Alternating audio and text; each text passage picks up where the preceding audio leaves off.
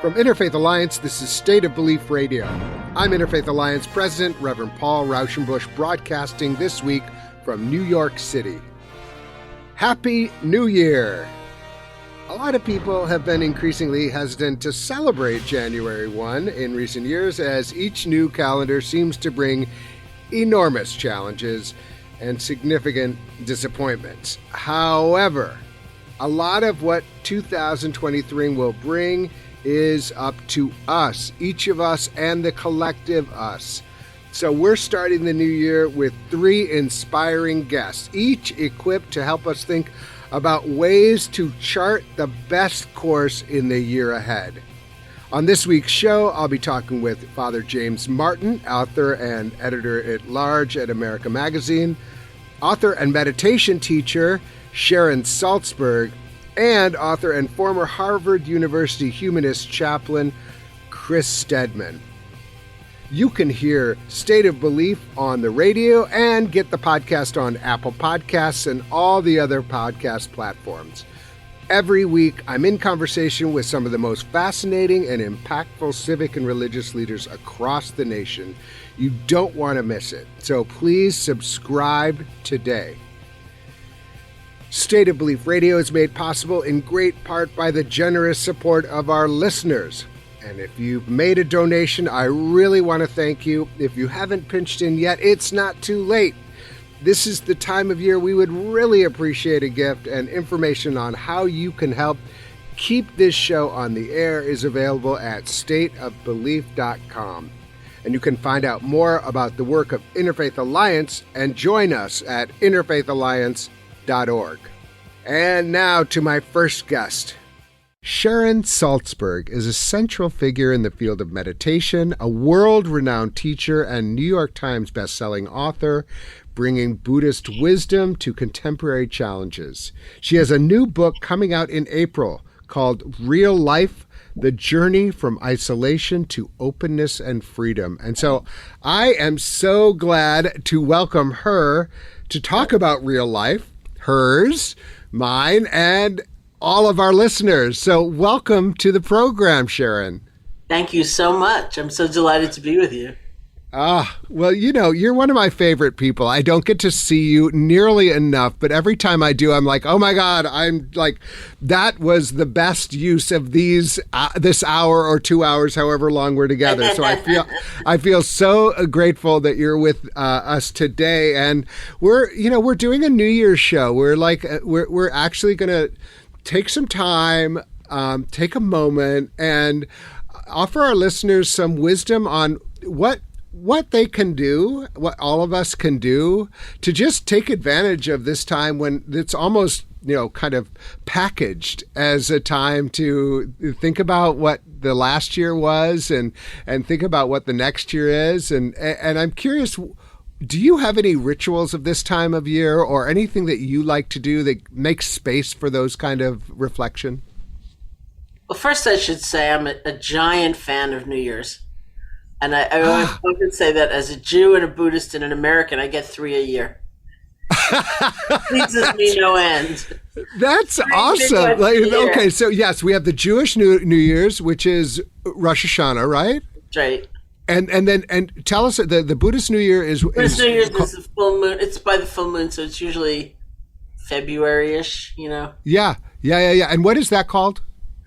Losar, Losar. Losar, okay. And then we have the calendar New Year's. So you've got all kinds of ritual and practices. I have lots of chances, yeah. Yeah, you got lots in your back pocket. Okay, so what are some things that you really enjoy doing? And I love the fact that you're a big fan. That's perfect. Well, one of the things we used to do here, I'm speaking to you from Barry, Mass, where the Insight Meditation Society is. It's right next door to my house. And we used to have a New Year's Eve ritual where we would tear up a calendar and everyone would get to comment on like January, and then we'd burn it, like some people would relish, like forget January, and so we're letting go of the past, and sometimes it's with regret, like, gee, I wish that was still happening. Sometimes it's just recognizing it is still happening, whatever. Sometimes it's like, thank God that's over. And I can remember, ironically enough, I don't do that physically anymore with a group and a fire and all that. But I often do it psychologically as a kind of ritual. Like, okay, we're going to really work through, to at least some extent this past year. We're going to start anew. And I remember doing that New Year's Eve 2020, thinking, 2019 was kind of tough. Isn't it great? It's almost over. Like, just minutes left to go. And it was like, whoa, who would have imagined? Yeah. I mean, it's actually really interesting. I mean, it's I'm imagining it with the whole ritual of the fire and things like that. And, just this principle that is no longer here.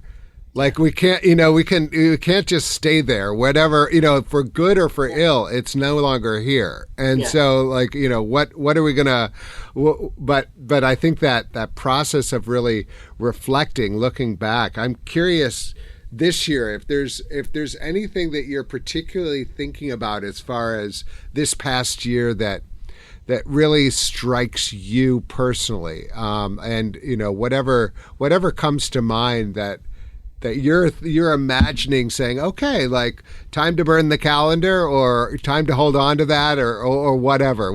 Is there anything you're thinking about? Well, I'm thinking about a lot.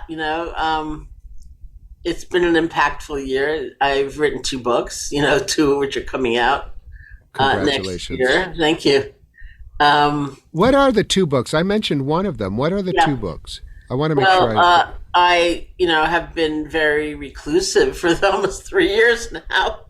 I came up to Barrie in March of 2020 from New York City and thinking I'll go up there for a couple of weeks and ride this out. And then I was here for 8 months before I got back to New York. And, and in that process, I wrote 2 books. One is Real Life, which began, interestingly enough, when 2 years in a row, actually, in kind of isolation, I watched this program online, Saturday Night Seder, because that was my Seder. I didn't go anywhere. Uh-huh. And it was this fabulous compilation of talents. It was one of the first programs, I think, ever created on Zoom, basically, where the writers never met. And it was a Seder. It was funny. There were brilliant singers. There were rabbis. I learned a lot. And it reminded me that the word Egypt is actually symbolic for constriction or narrowness or narrow-mindedness. So that journey is the journey from narrowness to expansion, to openness. So it's the subtitle of the book. And so it's so interesting that and it's interesting that you wrote that in a time when actually your life was very constricted. That's right. I mean, like the physicality of it. And and the ability to navigate what we would consider like freely the physical world. Yeah, but my inner life was not, and I thank God all the time I had an inner life, and could reside there. So that's that book. And then the last lunch I had in New York in a restaurant, the last time I ate in a restaurant indoors, was just before I left. It was during that lunch I decided to leave and come up here temporarily. And I had met with an editor who proposed to me what I call a gift book, like short sayings, illustrations. And I wasn't, I had never thought about anything like that. And then maybe 6 months into being here, I remembered that conversation and I thought, oh, our attention span is not so great these days, Maybe that is really the perfect vehicle. So that's what that is. It's called Finding Your Way. It's a different publisher. And it's illustrated, and it's just a short, either passages from podcasts I had done or something. Like that. So that's really great. I mean, congratulations. That's that's marvelous. Well, you're going to come back, and we're going to talk all sorts of more about that. Okay, I mean, that's really great. Yeah. Back to your question, I feel like my life is still full of possibility, but I don't often think that. I turned 70 this year. Wow. Much to my amazement. Somebody asked me the other day about 30, and I thought, thank God for you. Nice. Say it again, Or one of my bugaboos, which I just had to do today, was when you have to enter your birth year on something, you have to scroll and scroll and scroll and scroll because they started in like 1998 or something. And I think, really, you know? And I see how it's talk about constriction or narrowness. It would be so easy to think, okay, I started a retreat center. I've done what I've done to whatever degree I could do it well, and just hang out and be complacent. And the countervailing force is you can never do that. Life is always full of possibility. It's a new year. Let's just see where it can go. Maybe it's deepening things I've already done or have tried in terms of my inner life, or maybe it's something new, and not thinking it's too late, Yeah, I think that is like, that I think is like a perfect end of year, new year kind of imagination. It's an imagination because it's very easy, I think, to say, well, this is what I've got. This is what this is what has happened to me. And, and I just think that the idea that, at 70 or 80 or whatever you are, or younger and struggling with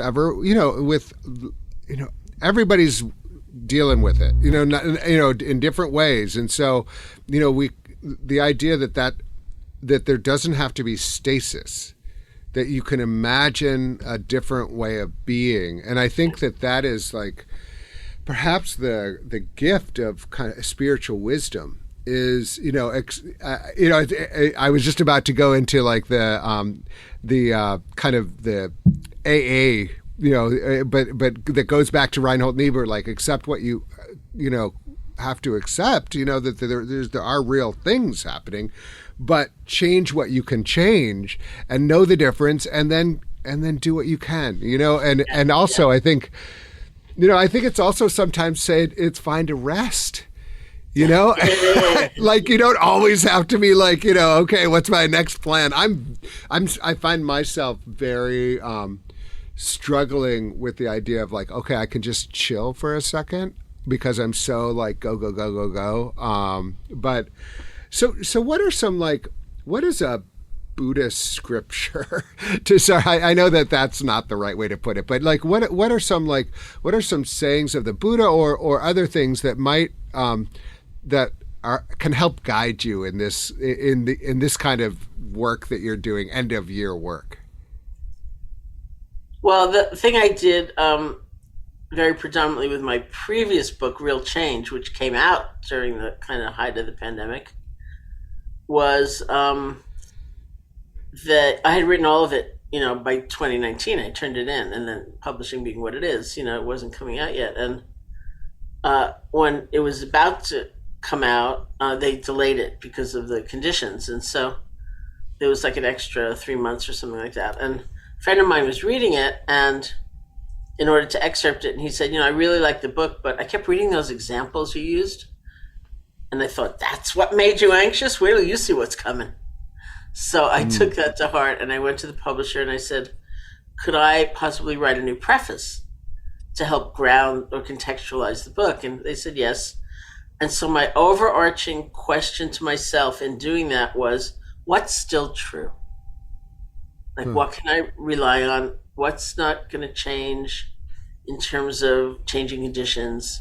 And what I came to was actually the Buddha's saying, amongst other things, I came to the Buddha's saying, which was echoed, generations later by Martin Luther King Jr., hatred will never cease by hatred. Hatred will only cease by love. And that can manifest in the simplest of conversations. It doesn't have to be grandiose or magnificent. And so every day I ask myself, or I remind myself, if this is still your aspiration, bring it to life however you can. And so speaking to that person playing some function in my life, or being a complaining customer, with a service, or seeking information from the healthcare system, or whatever it is, I try to remember that and just bring it to life, and saying to myself, and sometimes it's going to shift, what I'm counting on, what is holding me up, what's still true is not going to be the same. But thus far, even in, with that particular maxim, hatred will never cease by hatred. Hatred will only be ceased by love. There are plenty of circumstances where I or anyone might think, not in this one, surely, this has got to be different. This is an outlier. Yeah.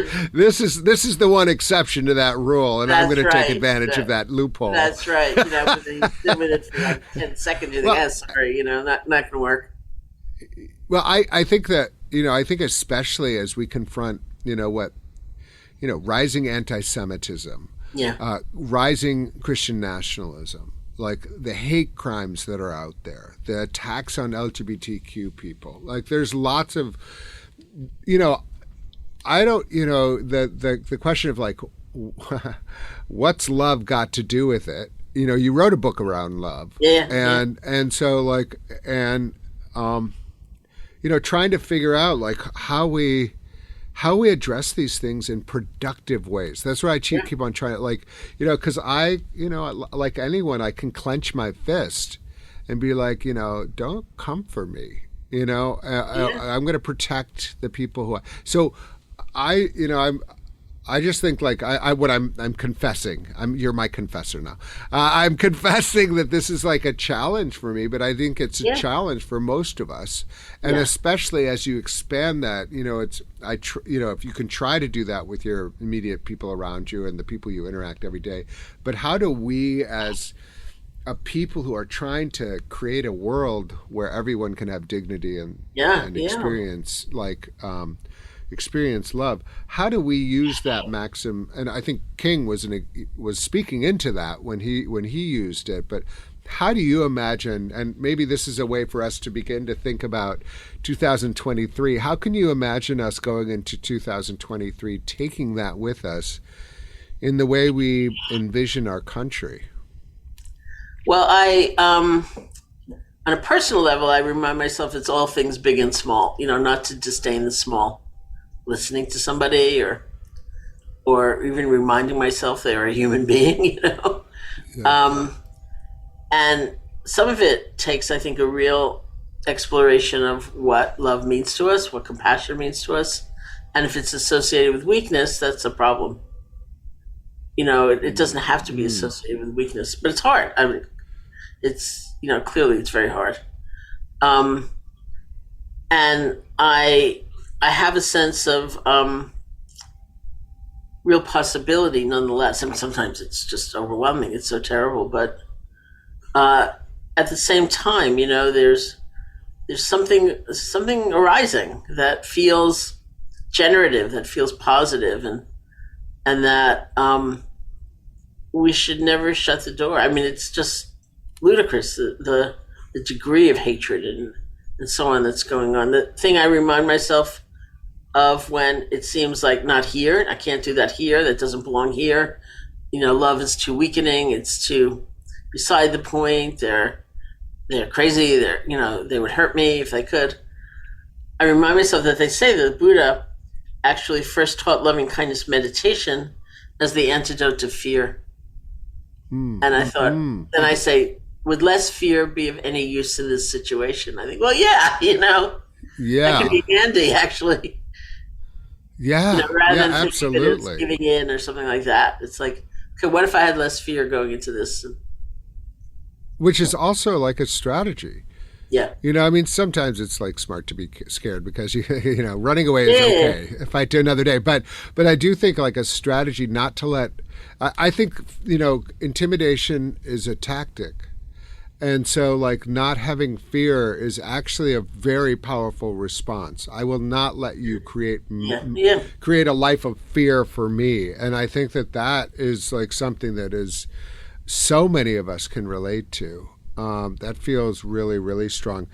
Tell me a little bit about, like, a little more about this book. I love that, we're talking about, all the things like moving, this movement, the real life, the movement. What does freedom mean to you in that equation? That's in the title. Like, what does it mean to move? isolation to openness to freedom. You're very particular with your words. Yeah, thank you. Like what's that progression, and why that progression? Well, in good Buddhist fashion, I really started with the problem, which he did, quite a bit. There's a lot less rhapsody in Buddhist texts than there is, greed, hatred, delusion. So I started with greed, hatred, delusion. When are we most constricted? When do we feel most narrow? When are we most narrow-minded? So that's when we're lost in greed, hatred, and delusion. So that doesn't mean feeling those things. It means being lost in them. And how do they manifest? So, greed is grasping, and then kind of more contemporary understanding would be addiction. Hatred is, obvious manifestations of hatred, but I also have shame in there because it's a form of self-hatred and not that onward leading. And then delusion is interesting. In that context, it means confusion, not really understanding, not seeing clearly. But one of the things we do sometimes in that state is we turn toward fundamentalism because we're looking for security rather than admit we don't know. It's too scary. So I have that in there. So, let's look at that. Let's understand those states. How do we approach those states? So it's not through trying to demolish them or annihilate them, but in a way being able to hang out with them, and accompany them and take a look at them, not let them take over, but also not being freaked out about them. And in that state, a space opens up where loving kindness can arise, compassion can arise, clarity can arise, creativity can arise, awe can arise. So that's how I would define freedom, is kind of the space within which these things can emerge. Oh, I love that. This is going to be another one of those beautiful books that you put out into the world. I'm so excited. I wonder if you would just leave us with, not to put you on the spot, but to put you on the spot, some sort of meditation, a brief meditation for our listeners, for me, to go into the new year with. Sure, you mean actual practice? Yeah. Okay, good. Let's do it. You can sit comfortably, close your eyes or not, however you feel most at ease. Start just by listening to sounds, which could be the sounds of my voice or other sounds. And let the sounds wash through you.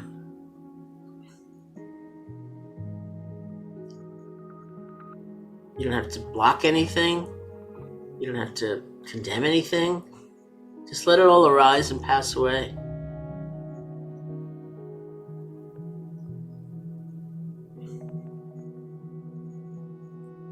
Feel the sensations of your body sitting. See if you can feel the earth supporting you. We're actually being held up by something. Look at that.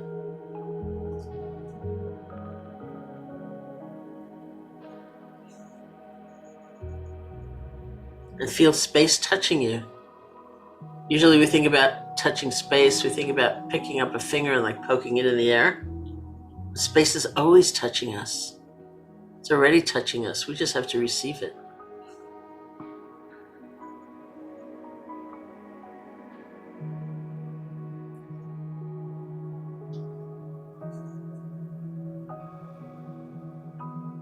And feel the breath wherever it's strongest for you or clearest for you. This is the gift of life.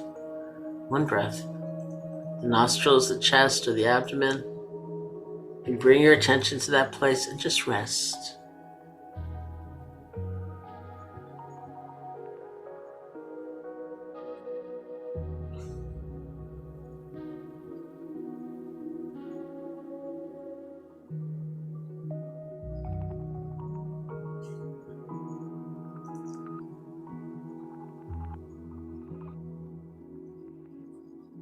So welcome to the new moment. Welcome to the new year. All right. Thank you so much. All right. Sharon Salzberg is a globally known meditation teacher and the best-selling author of many books, including Real Change, mindfulness to heal ourselves in the world, and coming in April, real life, the journey from isolation to openness and freedom. Sharon, thank you so much for being with us on State of Belief Radio. Thank you. It's really a delight. We're just getting started with this week's show. Up next, Father Jim Martin, Jesuit priest and author of many books about deepening our understanding of the Christian religion and spirituality. And later, Chris Stedman, author of Faithiest, How an Atheist Found Common Ground with the Religious. You're listening to State of Belief Radio, brought to you by Interfaith Alliance.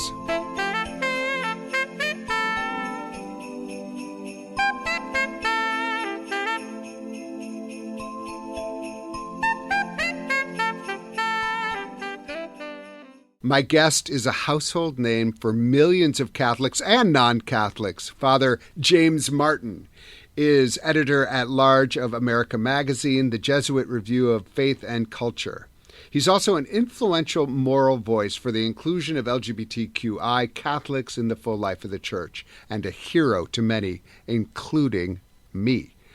A papally appointed consultant to the Vatican, Father Martin is author of numerous books, including Jesus, a Pilgrimage, Learning to Pray, and Building a Bridge, How the Catholic Church and the LGBT community can enter into a relationship of respect, compassion, and sensitivity. Father Martin, welcome back to State of Belief. Thanks, Paul, and it's great to be with one of my favorite people. And of course, you can call me Jim. Thank you so much, Jim. So at this time of year, there's a lot of people doing New Year's resolutions, but I think sometimes we don't have a chance to really reflect on where we are in our life. And I wonder, how do you treat this time of year that, after Christmas, but before the New Year's? And how do we understand the opportunity of reflection, like deep reflection, from your vantage point as someone who really has investigated the power of spirituality? Well, I think it's a natural time for people to take stock. I think Christmas, you're slowing down in terms of, at least in the northeast part of the United States, it gets colder. It's more kind of interior. You're inside more time to pray, I think. And I don't think that New Year's resolutions are such a bad thing. People tend to turn their noses up at them, but I think it's actually a good thing to take stock. In the Jesuits, we have a tradition, called the examination of conscience, where you look over the day and you see where God has been. And one of the things I'd like to recommend to people is to do that for the year, to kind of look back and see, where has God been in my year? Because we tend to just, we're all busy people, and we tend to go on to the next thing, and we don't pause and look back. And I think it's really in looking back that we can see God more clearly. So I think it's a good time to take stock. I like this time of year. I tend to tell people, Paul, you may have heard me say this, I don't like Christmas very much, all the craziness around it, but I do like the Feast of the Nativity, right? I love the readings. I love Advent. I love, all the beautiful, the gospel passages, but Christmas and shopping and all that, I can kind of leave behind. Right. Actually, the season of Advent has long been my favorite, when I actually take time to appreciate this idea of openness and expectation and what might come. And I think that, part of your work you've been investigating the spiritual tools that are available to us that, are for Catholics, but then also your work has transcended that. There's so many people who find your work on, actually, I think it's underappreciated, but your work on humor and the role that levity can have in thinking about like where we are as a community. I'd love for you to that is something anybody who gets a chance to talk to you knows immediately. Like this is a part of what you view as fully being you. So how does humor factor into it, and how can we employ that in our lives?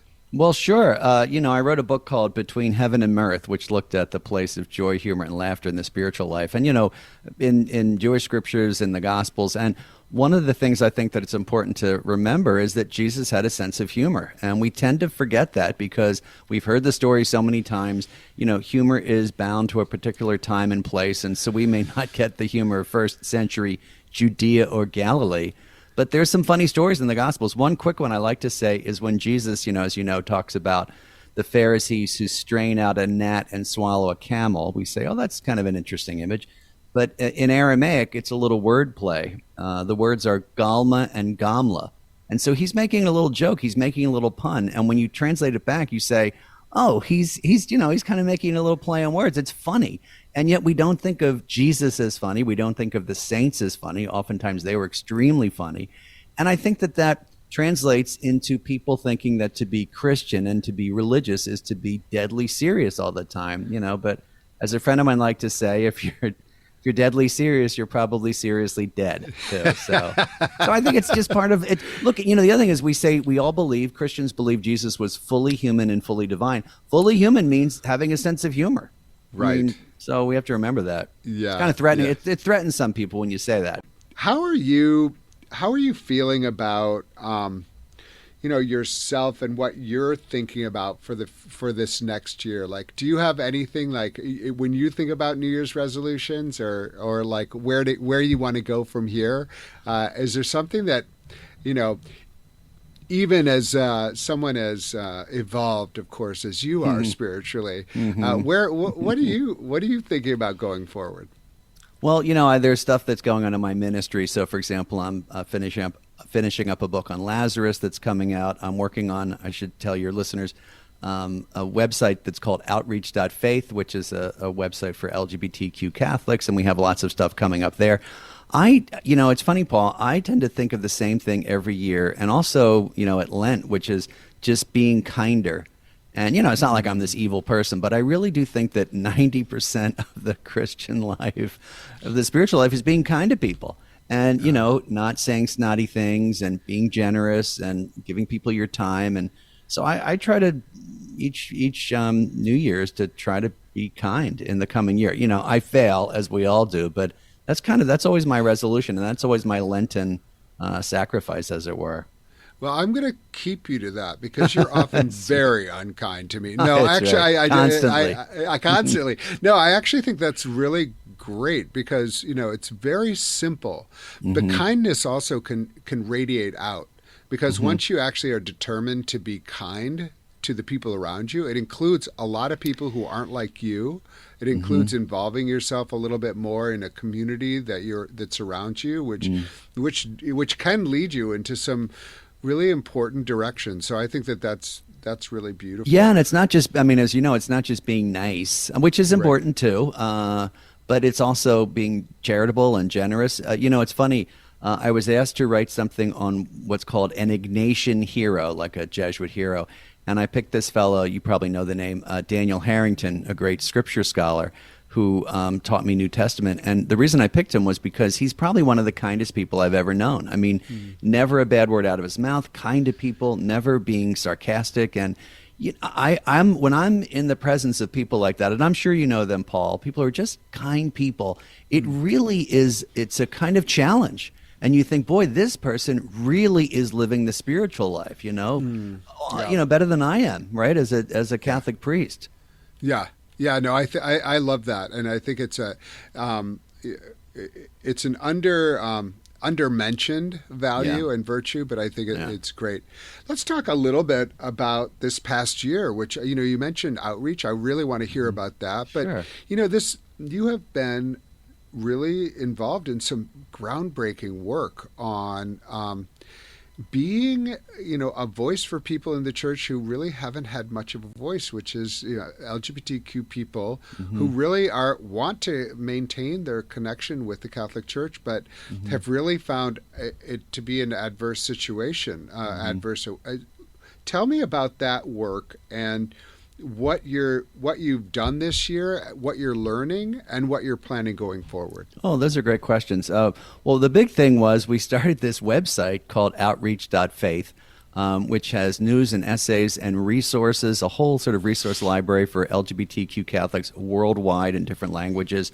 We had a conference at Fordham University in New York with about 250 people, and it's just blossomed. I never really thought I'd be running a website or running these conferences, but here I am doing it, and I feel like it's God's work kind of bringing me into it. What have I learned? One of the things I've learned is how many different groups there are all over the world that I had no idea about. I was in Rome a couple of weeks ago for a visit at the Vatican, and I gave my first in-person conference, because of COVID, in 2 years. And it was in Rome. It was translated. My Italian's not that great.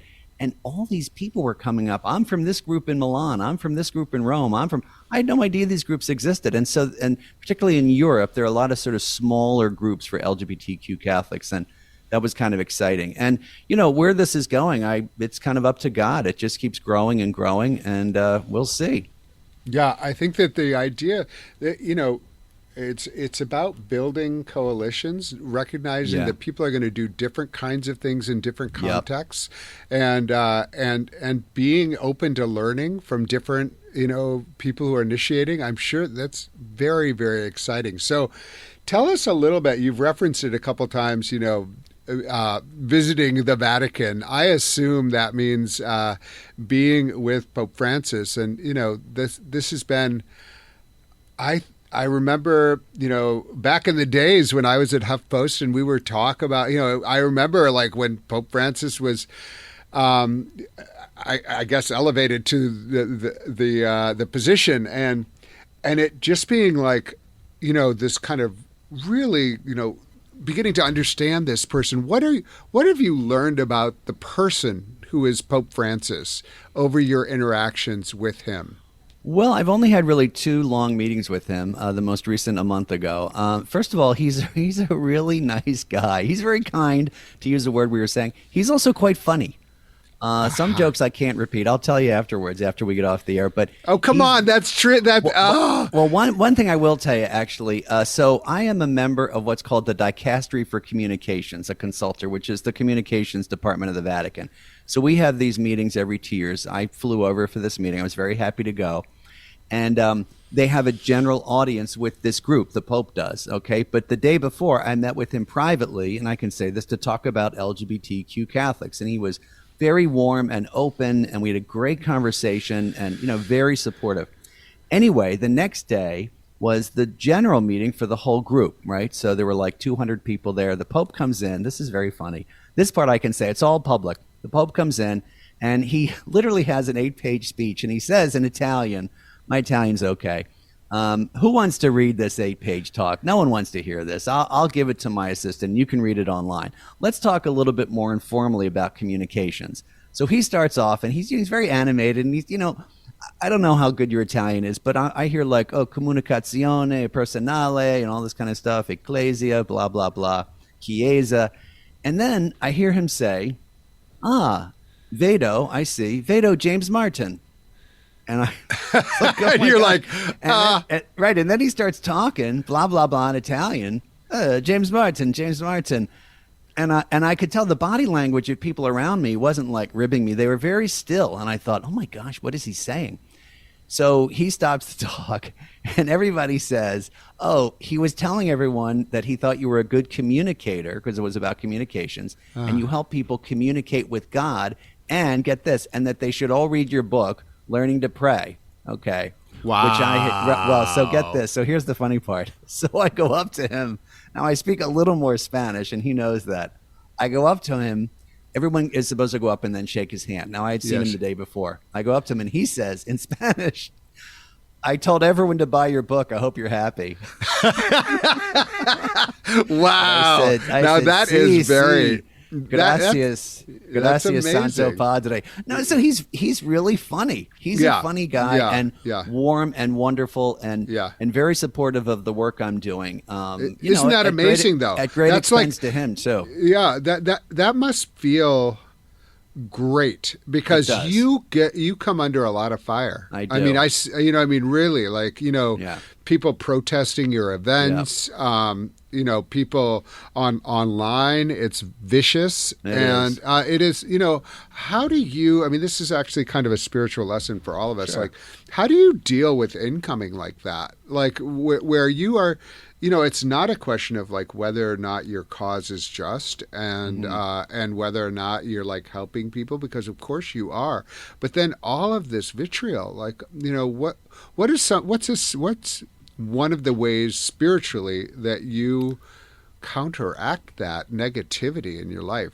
Well, I'll tell you, and there's a lot. And when we first met, I wasn't having any of this. This is just recent, the last 5 or 6 years.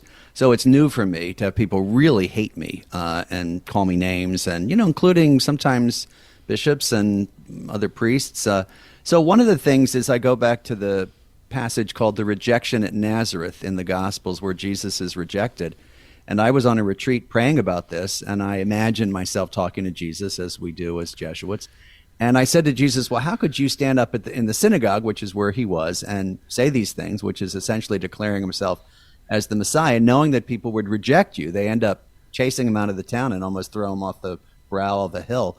And the words I heard in prayer, not physically heard, Jesus saying was, must everyone like you? And I think that the invitation was to let go of the need for people to love, like, and approve of me, everyone, because everyone can't like you. And when you're sort of wedded to that, right, you really get sort of, you're kind of bound by that. That's the first thing. The second thing is knowing that I do have the support of the Pope, of my Jesuit superiors, my Jesuit brothers. That really helps me to know that. And I'm also very careful about what I say.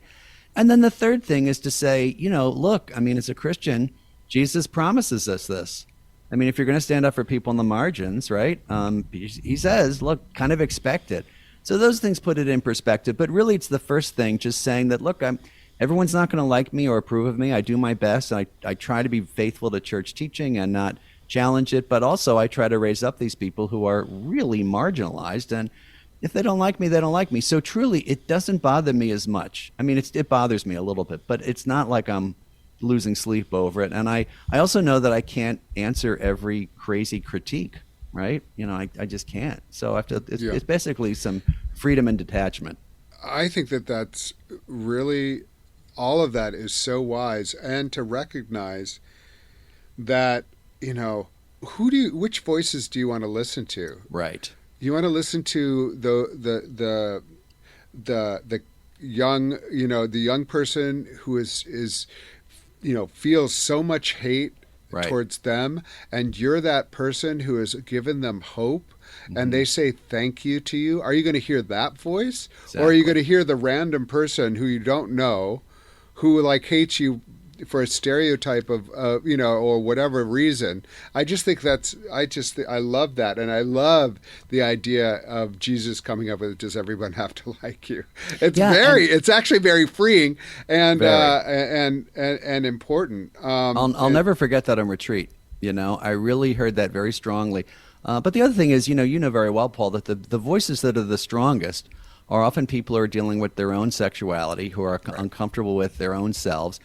That's usually, for me, been a kind of tell, as they say in gambling, that this is someone who's, if they're like obsessed with this, something's going on. And I often have a lot of people, when I do a little research, the people that seem to hate me the most are either ex-gays, former gays, or people who you think, boy, something's going on there. So there's a little compassion that needs to be sort of directed towards them too.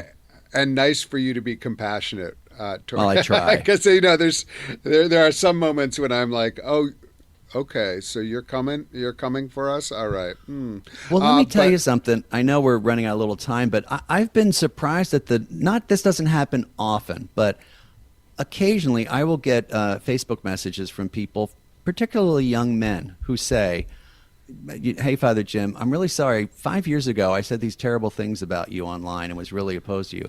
I've just recently come out, and I want to apologize. And so, there's that path too. Right. So just in closing, I wonder if you'd offer some kind of prayer or, some sort of spiritual offering as far as for all of us who are going into a new year with some uncertainty and imagining a future.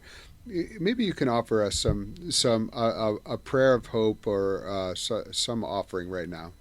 Yeah, so let's just ask God to be with us as we think about the year that has passed, and maybe ask God to allow us to see the places where God has been in our lives. We might look back and ask God for that insight to see where God has been, to see where we might have turned away from God and missed God's invitations, and really to commit ourselves this year to being open and attentive and awake to God's presence. Amen. Thank you. And do you have a New Year's Eve ritual that you do? Yes, my New Year's Eve ritual is to go to bed early. It's funny. We always say I would say also for a celibate male, they always say the two most difficult days of the year are New Year's Eve and Valentine's Day. That's because, poignant. Well, yeah, obviously for Valentine's Day, but at New Year's Eve, everyone's like, oh, kiss me.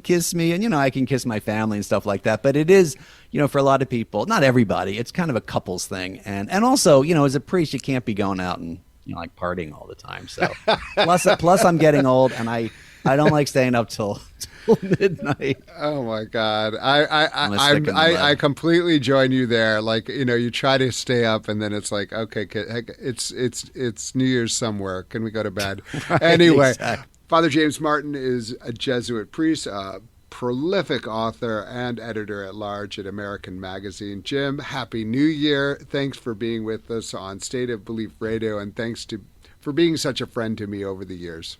I was going to say the exact same thing. Thank you. And Paul, thank you for your friendship, your support, your wisdom, your encouragement. You're challenging sometimes. You're such a good friend, and I really am very grateful. I don't want to get too mushy on the air, but thank you. And it's great to be with all of you.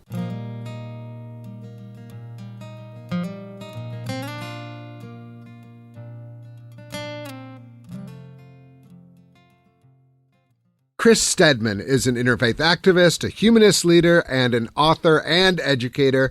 Chris, you may not remember this, but your first time on this show was in November 2010 when you were 5 years old or something like that, I think. Anyway, there are plenty times after that, of course. But now, Chris, welcome back to State of Belief Radio. Thanks. It's good to be back now that I'm all right. Well, we're doing 5. a New Year's Eve show. What's that? You survived. You thrived. Although right now, Chris just informed us that he's in Minnesota. It's 8 below, and his heater has broken. So we appreciate you.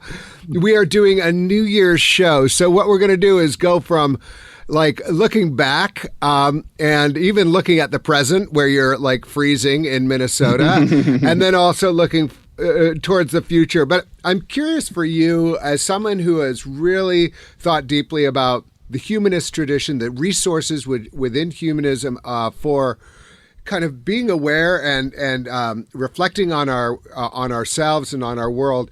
Do you have any traditions you do this time of year that help you kind of take a moment? And what might those be? Yeah. I definitely have traditions. Some of them are, so I grew up sort of non-religious or just religiously unaffiliated. So we had our kind of family traditions that were our own. When I was a kid, I would make a little like blanket fort that was a time machine, and I would go in there on New Year's Eve and come out after midnight. So I don't do that anymore. I'm a little too big for a blanket fort these days, but I appreciate the end of the year as a time to reflect back. And for me, it looks like a number of things. I've always loved music, for example. So every year I make a list of my favorite records that I've listened to every year. It's something I just make for myself, and I've been doing it since I was a kid.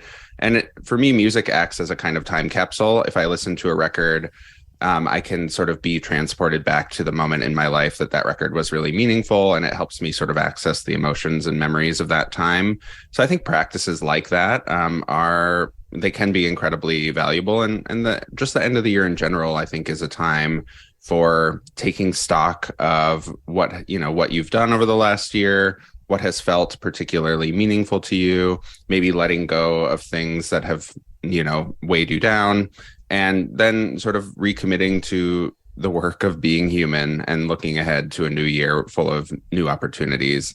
And in terms of the sort of humanist perspective on that, one of the last things I did in 2022 is something I always wanted to do, which is get knuckle tattoos, which is maybe, sort of silly.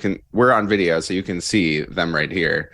Wow. Oh my God. This is so cool. The right one says this. The right one the says, left one says life. The left one says, do I have that right? Or am I? No, you're reading it correctly backwards. It says this life. Yeah, that's right. This life. Mm-hmm. And, one knuckle says this, one says life. That's right. Share a little bit more about what that means to you. Yeah, so that's inspired by a book that I read a few years ago called This Life by Martin Hagland. He teaches at Yale, and he is an atheist, and he makes the argument that for the atheist, the most precious resource that we have is time.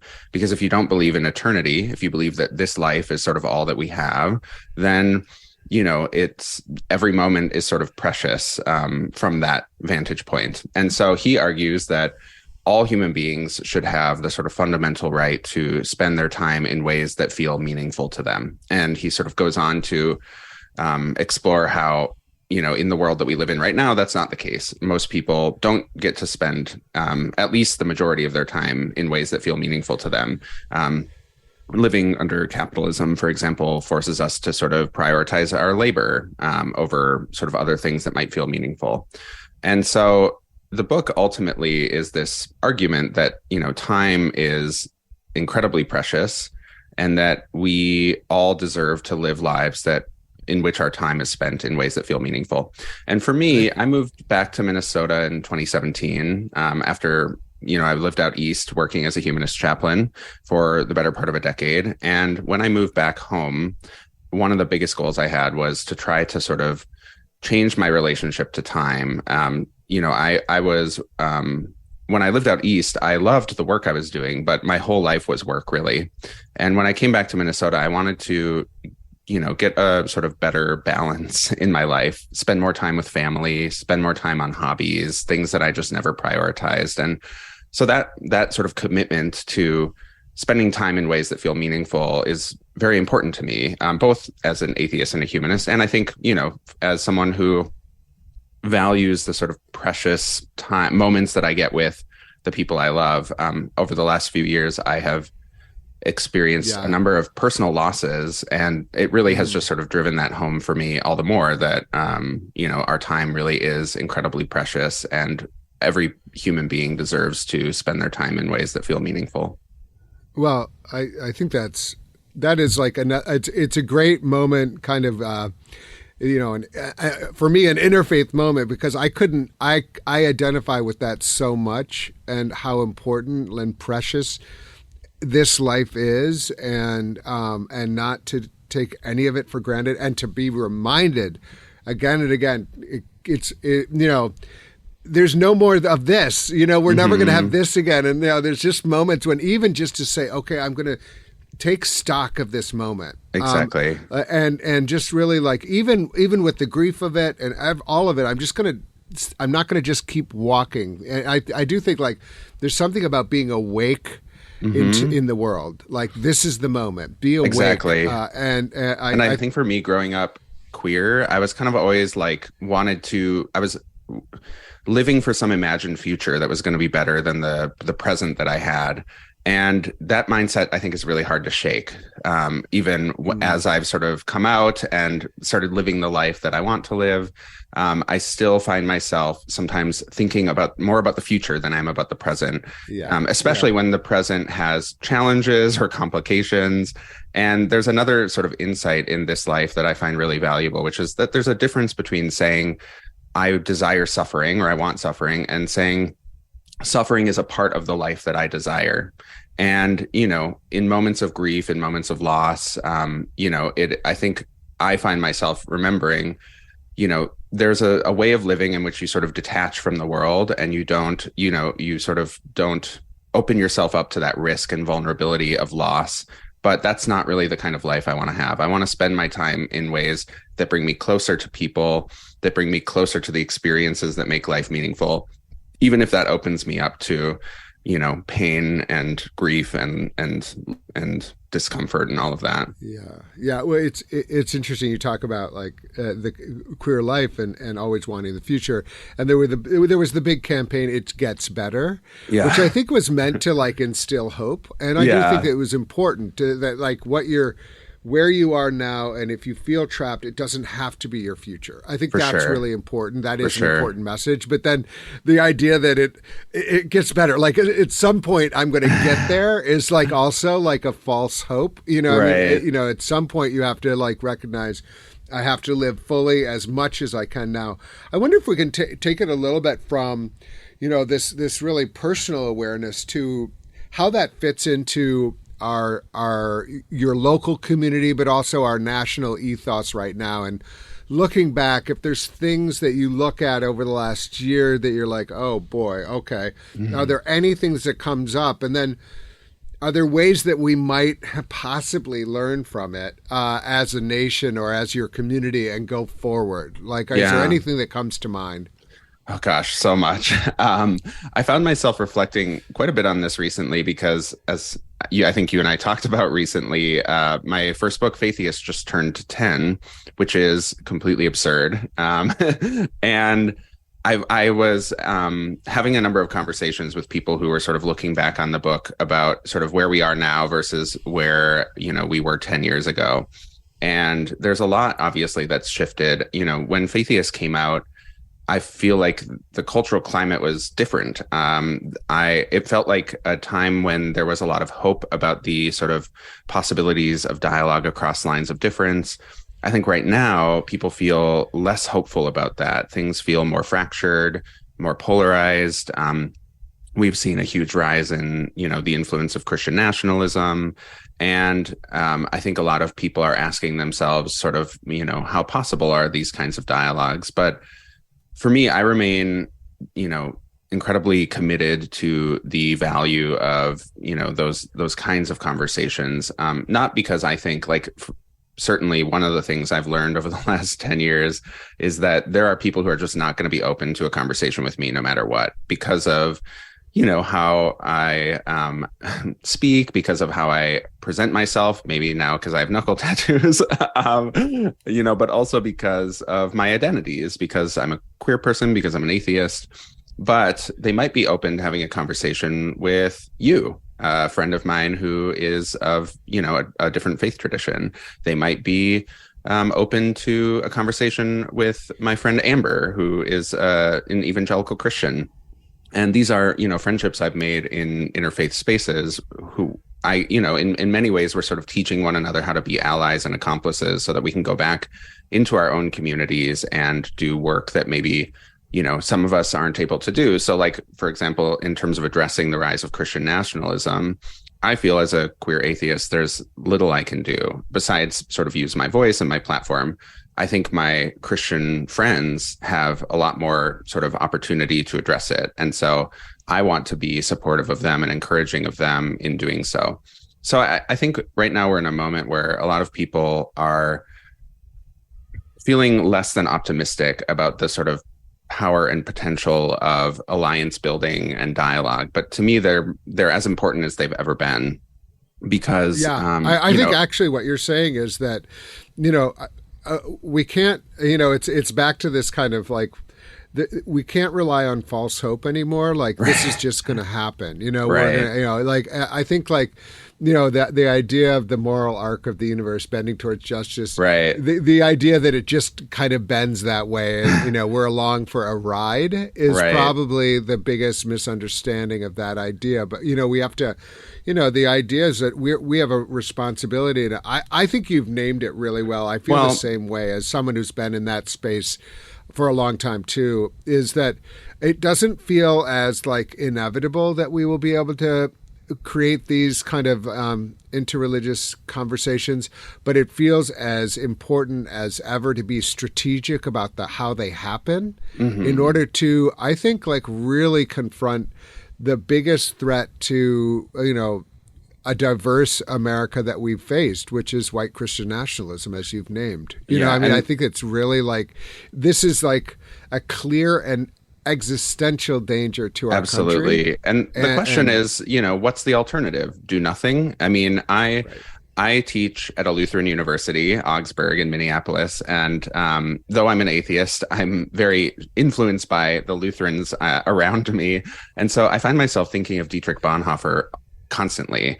The chair of our department is also a Bonhoeffer scholar, so that doesn't hurt. But Bonhoeffer said something that I just think about all the time, which is that, Bonhoeffer argued that Christians have a responsibility to live as if there is no God, by which he meant that Christians can't just sort of sit around and do nothing and expect God to intervene in the face of injustice. Rather, Christians have to do the work of, have to do God's work in the world. And there's only a slight degree in difference between living as if there is no God and not believing in God as I do.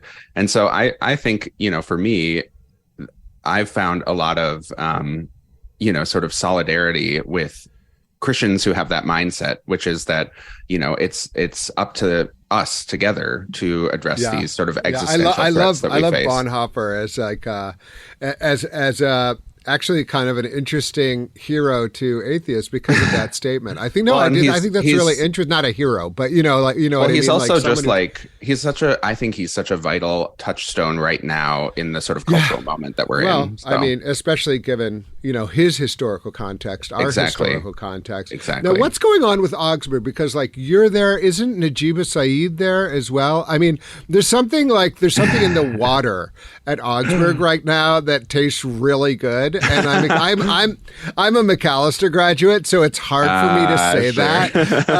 But and a proud alum. But I just think that that's amazing. I mean, I think it's so cool. So, any final words for us? Like, what if you're surrounded by students, you're part of a community, you have all kinds of networks. What is do you have a kind of, not a rallying cry, but something going into 2023 that you hope that we will keep in front of us? Well, the reason I got this life tattooed on my knuckles is because I really am trying to sort of keep that at the forefront of my mind. This sense of urgency really around living the life that I am, that I want to live, that feels meaningful to me, and to not only sort of ensuring that for myself, but also working to ensure that others can live a meaningful life too.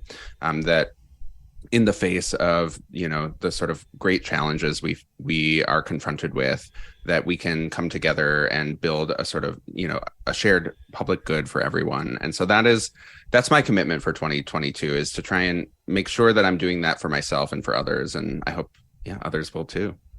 Yeah. Actually, I love this life as a rallying cry right now. I mean, I feel like that was just such a gift you gave us. So thank you very much. Chris Stedman is a former humanist chaplain at Harvard University, a founding director of the Yale Humanist Society.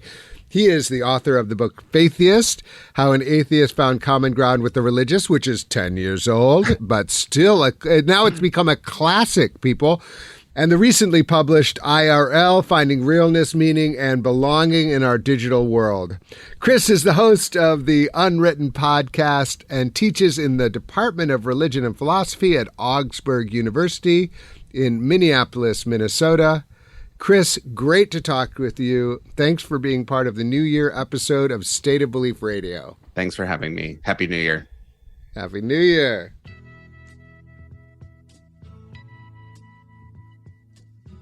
And with that, I'm afraid that's all the time we've got for this week's show. We need your help keeping this show on the air, and I hope you'll consider being a partner in this crucial work by making a financial contribution today. Information on how to donate is available at stateofbelief.com. That's stateofbelief.com. You can also be part of making sure informative and encouraging voices like these are heard by sharing this program with friends and family. Let's get more people listening and more people taking part in these conversations, both on and off the air. Never miss an episode by subscribing to the weekly State of Belief podcast on Apple Podcast or your favorite podcast platform. And join the conversation. Follow us on Twitter and Facebook at State of Belief, and share State of Belief with the people in your life. State of Belief is produced by Ray Kirstein and is a production of Interfaith Alliance. Become a member today at interfaithalliance.org. And be sure to join us next week. I can't wait. Until then, I'm Paul Rauschenbusch, and that's State of Belief. I think it's time we stop. Children, what's that sound? Everybody look what's going down.